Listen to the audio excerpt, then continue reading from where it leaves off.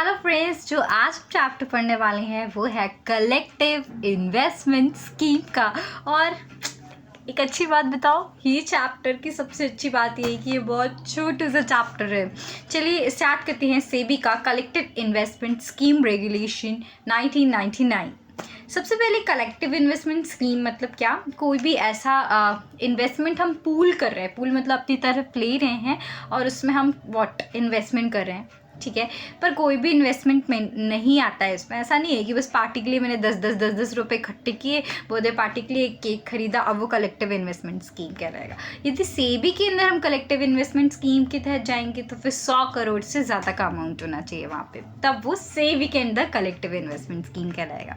चलिए collective investment scheme क्या होता है हम वो जानते हैं। कलेक्टिव इन्वेस्टमेंट स्कीम वो होता है जिसमें हम पूल करते हैं अपने इन्वेस्टमेंट को और यूटिलाइज करते हैं उस इन्वेस्टमेंट को अपने स्कीम के लिए, अपने पर्पस के लिए। So the contribution are pooled and utilized for the purpose of the scheme or arrangement।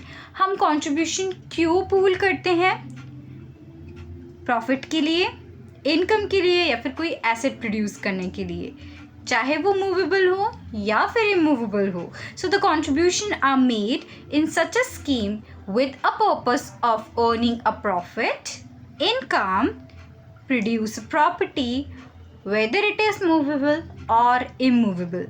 Next चीज़ आ जाता है आपका कि जो प्रॉपर्टी का कंट्रीब्यूशन है, इन्वेस्टमेंट है, वो कौन देख रेख करता है? उसको आपके बिहाफ पे एक इन्वेस्टर जो स्कीम का होता है वो उसकी देखभाल करता है। और यहाँ पर जो CIS है, क्या उसको इन्वेस्ट करने पे कुछ मिल रहा है? लाइक हम डेट में इन्वेस्ट करें, इंटरेस्ट तो हमको मिल जाता है, लेकिन हमारा कोई मैनेजमेंट में कंट्रोल नहीं। इक्विटी में करते हैं तो yes we have a control in a management, लेकिन क्या CIS में करने से ऐसा होगा? नहीं, आपको कोई भी management day to day performance में हक नहीं मिलने वाला है।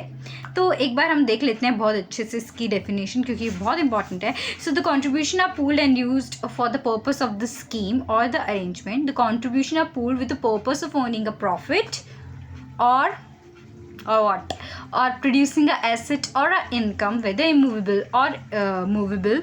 The property contribution is held in the behalf of an investor. An investor do not have any right in day-to-day management of the scheme.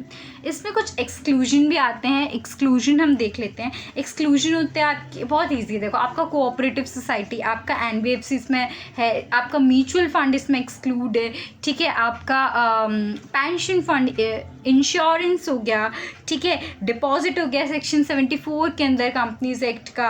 आपका डिपॉजिट हो गया निधि में, ठीक है। आपका चिट बिजनेस हो गया। तो ये सारी जो चीज़ें हैं ये इसमें एक्सक्लूडेड है, ठीक है। नेक्स्ट आता है इसको कौन कैसे क्या देखभाल करता है। देखो, जो भी CIS स्कीम होती है, मैनेजमेंट कंपनी होती है। एक्चुअली मैनेजमेंट कंपनी में एक ट्रस्टी होता है, आपकी यूनिट होल्डर्स मतलब जो उसको खरीद रहे हैं पैसे देकर, और इसके मैनेजर होते हैं, प्लस इसके ट्रस्टी होते हैं जो इसके एसेट की देखभाल करते हैं। तो trustee and the manager can not be same, लेकिन मैनेजर और इन्वेस्टर सेम हो सकते हैं, ठीक है। तो यहाँ पे एक बार आप देख लो, रिस्ट्रिक्शन है यहाँ पे कुछ किसकी है? ये मैनेजमेंट कंपनी की है, ना कि स्कीम की, ठीक है। और कुछ ऑब्लिगेशन है, वो चीज़ हम देखते हैं। पहले रिस्ट्रिक्शन देख लेते हैं। तो रिस्ट्रिक्शन ये है कि यदि जो CIS कर रहा है उसको कोई और काम वो स्कीम का नहीं कर सकता है, ठीक है। वो इसका मैंने बोला ना, ट्रस्टी नहीं बन सकता, तो वो स्कीम का ट्रस्टी के तहत एक्ट नहीं कर सकता है। वो किसी और भी स्कीम में इन्वेस्ट नहीं कर सकता, बल्कि इस स्कीम में भी इन्वेस्ट नहीं कर सकता है जब तक वो फुल डिस्क्लोजर ना दे। तो कोई और स्कीम का फ्लोटेड चीज़ वो नहीं ले सकता है, और इसी स्कीम में भी वो इन्वेस्ट नहीं कर सकता है यदि वो डिस्क्लोजर ना दे। वो ट्रस्टी के तहत काम नहीं करेगा, और कोई भी अदर काम वो इस स्कीम को मैनेजमेंट के अलावा नहीं करेगा। दैट्स इट, इतने ही थे। और कोई और अदर स्कीम वो लॉन्च भी नहीं करेगा। तो यही बात आ गई। ऑब्लिगेशन मतलब उसको ये करना ही है, बनता ही है, आपको करना ही पड़ेगा। तो ऑब्लिगेशन क्या है? उसको मैनेजमेंट करना है, किसको? फंड्स को, और किसको? प्रॉपर्टीज़ को। उस फंड और प्रॉपर्टीज़ को ड्यू डिलिजेंस से मैनेज करना है, ठीक है। फिर इन सारी प्रॉपर्टीज़ का इंश्योरेंस करवा लेना है, जिससे भाई ड्यू डिलिजेंस से केयर हो पाए। 3 पॉइंट हो गए हमारे, ठीक है। जो यूनिट होल्डर है उनके प्रति जो आपका CMIC मैनेजमेंट कंपनी है, वो यूनिट होल्डर के लिए भी लाइबल है। आपको RTA को क्या है? रजिस्टर शेयर ट्रांसफ़र एजेंट को अपॉइंट करना पड़ेगा यहाँ पे। मंथली रिसिप्ट वगैरह जो डिस्क्लोजर वगैरह है वो आपको सेबी को फाइल करने पड़ेंगे। और मीटिंग की बनाने के लिए आपको हर 3 मंथ में 1 मीटिंग तो करनी ही पड़ेगी, है ना। तो हर 3 मंथ में मतलब every quarter you have to take 1 meeting of board.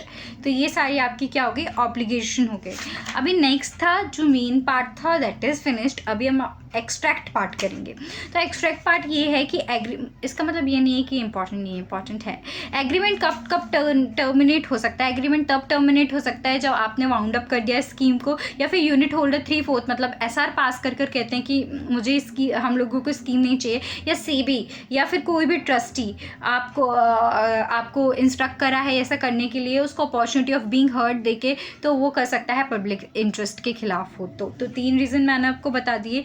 Procedure क्या है आपका मैनेजमेंट स्कीम का? सो सबसे पहले हमको अप्रूवल लेना है। किससे अप्रूवल लेना है? ट्रस्टी से, क्रेडिट रेटिंग एजेंसी से, और जितनी भी अप्रूवल रेगुलरिटीज़ हैं, ठीक है, एजेंसीज़ हैं उनसे, अप्रेजल एजेंसी से, इन सबसे परमिशन ले लेंगे, अप्रूवल ले लेंगे। और हमेशा ये याद रखना है कि क्लोज एंडेड म्यूचुअल फंड ही हो, ठीक है। हर 3 कैलेंडर ईयर में इसको हम क्या करेंगे, 3 कैलेंडर ईयर का जो है क्लोज एंडेड म्यूचुअल फंड होना चाहिए, वो हम समझेंगे क्या होता है। इंश्योरेंस अभी हमने आगे भी पढ़ा था, इंश्योरेंस ज़रूरी है, और इसमें गारंटीड रिटर्न हो ऐसा नहीं है, ऐसा बिल्कुल नहीं है कि आपने इन्वेस्ट किया और आपको रिटर्न मिलेगा, ये रिस्की होता है, ठीक है। तो ये सब हमें ध्यान देना है। एक ऑफर डॉक्यूमेंट हम बनाते हैं। ऑफर डॉक्यूमेंट सबसे पहले ना हम सेबी को दे देते हैं। सेबी 21 दिन में उसको फाइनलाइज करता है, कुछ मॉडिफिकेशन है तो उसको एड ऑन कराता है, फिर ये आपको वापस कर देगा, फिर आपकी पब्लिक को देगी। लेकिन हमेशा आपको याद रखना है कि ये ट्रू एंड फेयर वैल्यू का आना चाहिए, मिसलीडिंग नहीं होना चाहिए, फॉल्स नहीं होना चाहिए इसका डिपिक्शन, ठीक है। अभी जो मिनिमम अलॉटमेंट आता है, मिनिमम अलॉटमेंट इसका 90 दिन तक चलता है। जो भी अलॉटमेंट हम कर रहे हैं उसमें मैक्सिमम मिनिमम का सब्सक्रिप्शन का जो लिमिट है वो हमको डाल देना है।